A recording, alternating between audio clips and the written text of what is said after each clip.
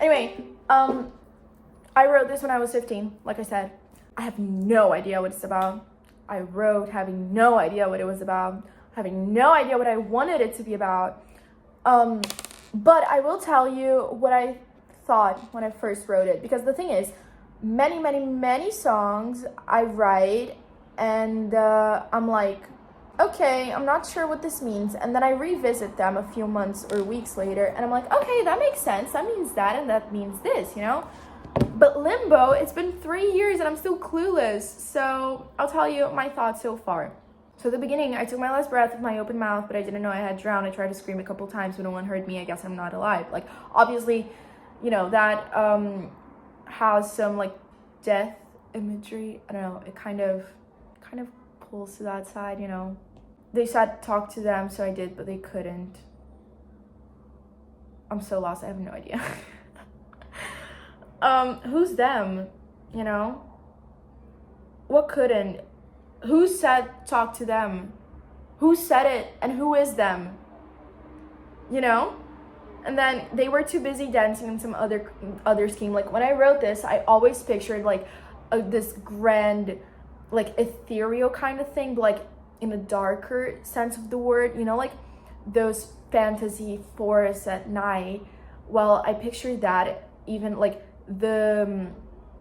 this song, I actually picture it happening like in the middle of the woods, you know, and in the middle of the woods there's me, you know, like, you know, the girl, the character, whatever, whoever that is, and they're walking into the woods and they see this grand ball happening, and it's like the entire woods is like shades of blue and black and gray because obviously it's nighttime, and then where the ball is happening, it's like almost as if they're ghosts dancing in these big dresses and period costume stuff, and it's golden, like the light in there is golden, and there's a gazebo as well, and there's an orchestra playing. Yeah, and it's almost like the girl, she gets there and she's observing and no one knows she's there and no one stops to notice her, you know.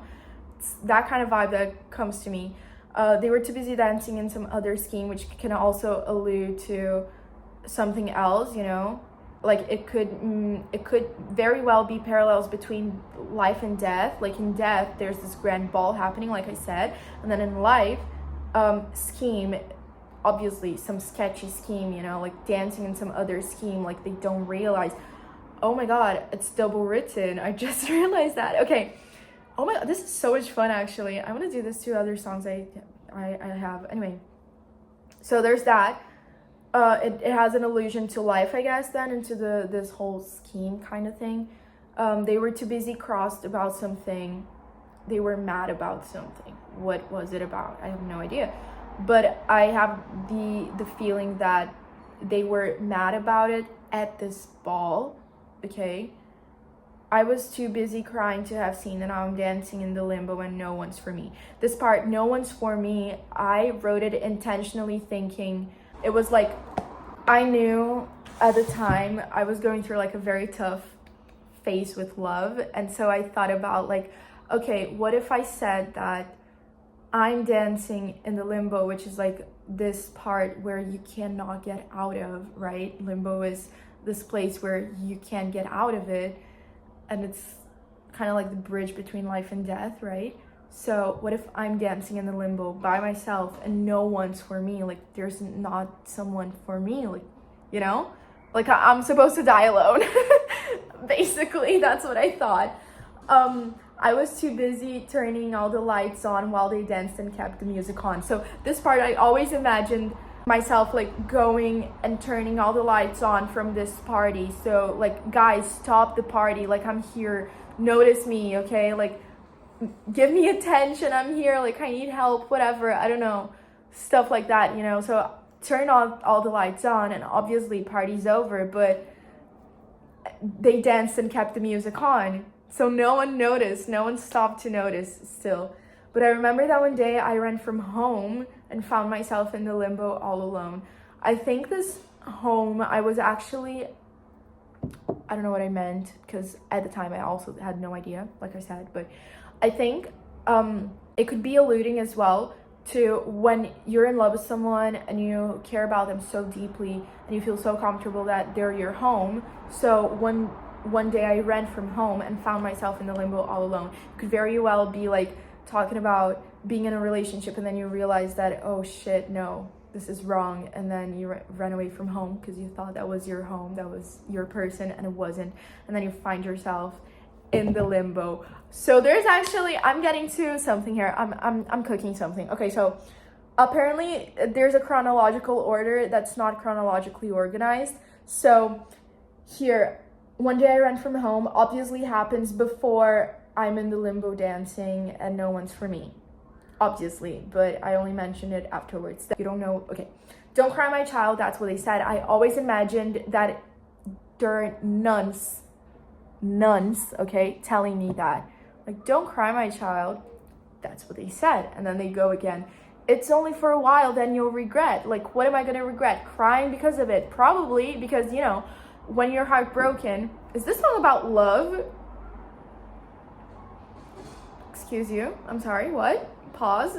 Anyway, okay, it could be about anything, okay? Take it whatever, however you want. This is my interpretation after not ever having interpreted this song. But anyway, don't cry much. Okay, it's only for a while, then you'll regret. Because, you know, when you're in love and then you're heartbroken, you're like, ugh, it's so bad, whatever. You're crying, and then, I don't know, time goes by and you look back and you're like, why was I even crying over that? Like, that's so stupid. So, like, you regret crying over it, could be that.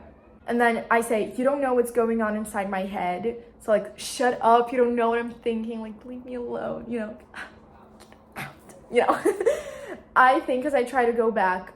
Probably, you know, when you want to tell them to shut up, but you can't because you don't want to be rude and also because they don't have the energy anymore. Well, you know, you don't know what's going on inside my head. It's like, I think that wanting to tell it, you know, as I try to go back to those times.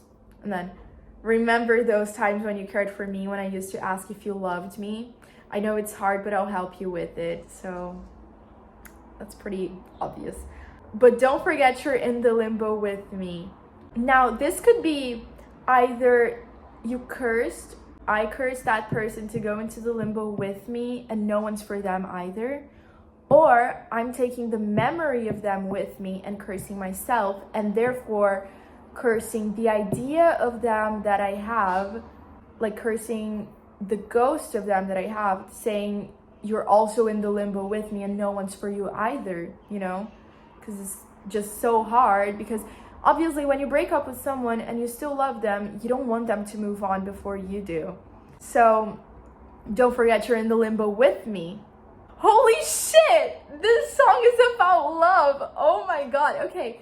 And now you cry as I turn all the lights off. Obviously, lights off insinuates darkness and nighttime. And obviously, since this song is happening in the woods, because in my head, the limbo is the woods. You know, it's this infinite woods where you cannot get out of.